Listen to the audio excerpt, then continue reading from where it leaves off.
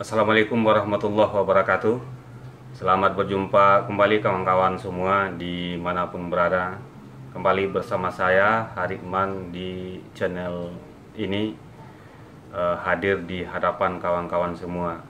Pada kesempatan ini saya coba bahas hal yang khusus terkait dengan lingkungan, khusus di Kabupaten Pesisir Selatan. Akhir-akhir ini kawan-kawan semua, bahwa di Kabupaten Pesisir Selatan sering terjadi banjir.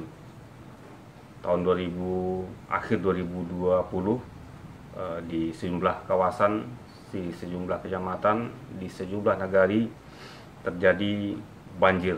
Kemudian pada awal tahun 2021 ini, bulan Januari, juga kembali terjadi banjir dan merusak fasilitas umum di sejumlah tempat, di sejumlah negari, di sejumlah kecamatan di kabupaten kita ini. Ada apa sebetulnya kabupaten kita ini?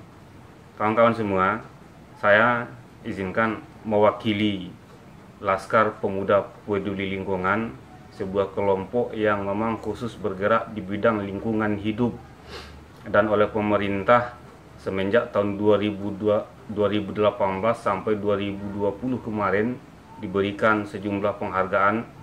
Salah satu yang paling besar kami rasakan adalah penghargaan Kalpataru.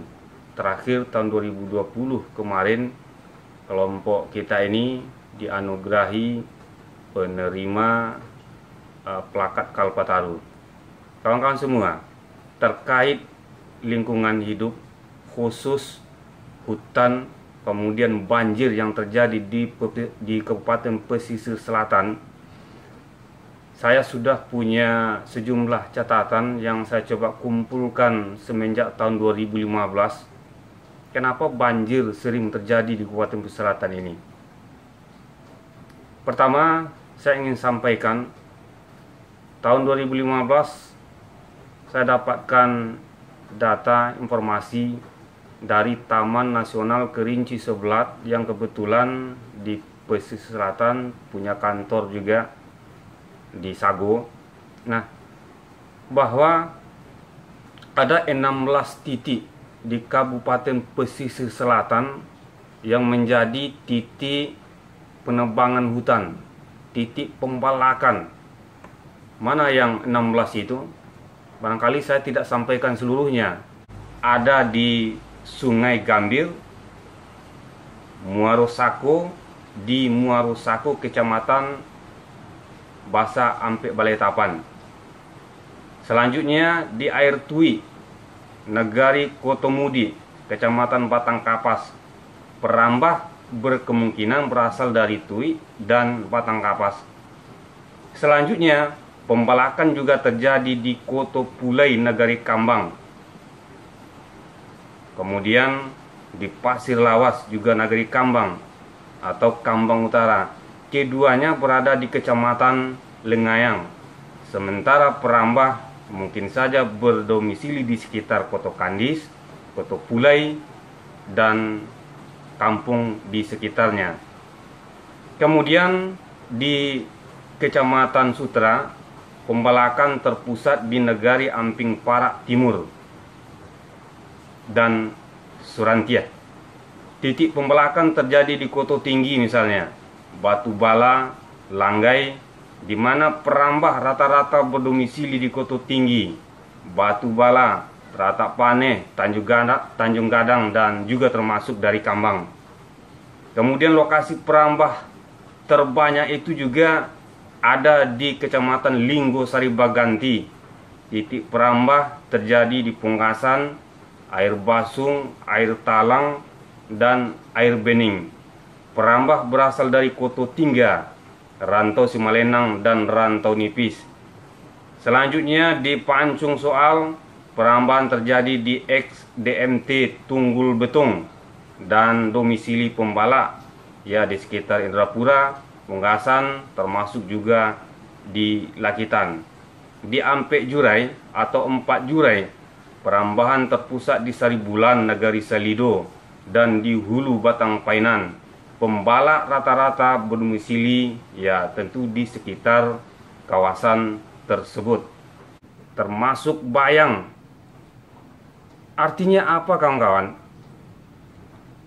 Kita sudah darurat terjadi pembalakan, penembangan hutan yang begitu masif terjadi di hulu-hulu sungai kita, sehingga kantong-kantong air kita, tempat-tempat persediaan air kita sudah sangat berkurang di Kabupaten Pesisir Selatan ini.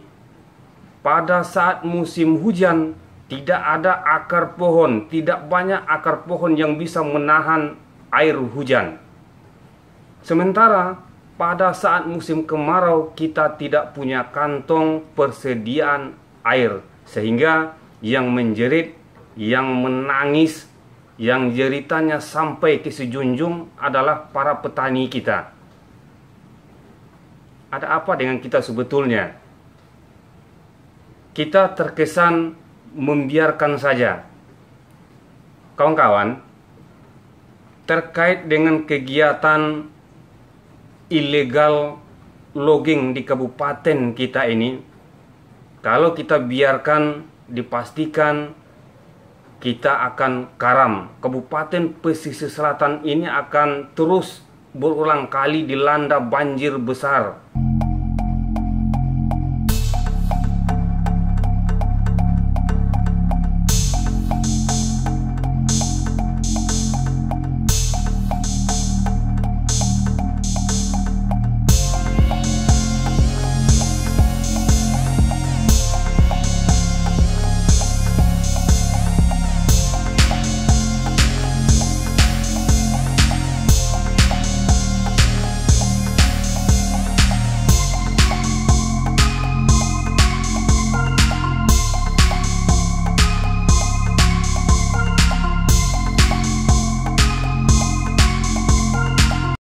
Betul kita punya orang-orang yang peduli di Taman Nasional Kerinci Seblat.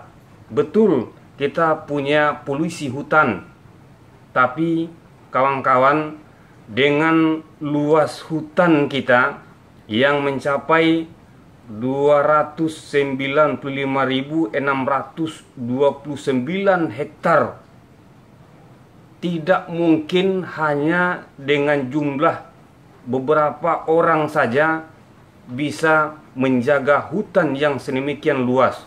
Maka peran kita masyarakat yang tinggal di kecamatan-kecamatan, di nagari-nagari, membantu kawan-kawan kita di TNKS, kawan-kawan kita di polisi kehutanan. Kalau tanpa bantuan kita bersama, dipastikan hutan kita ini akan terus dibabat untuk kepentingan kayunya, dibabat untuk kepentingan ladang, perkebunan, dan lain sebagainya. Titik-titik ini perlu segera kita amankan. Hanya masyarakat tumpuan terakhir pemerintah untuk bisa membantu pemerintah menjaga hutan kita ini.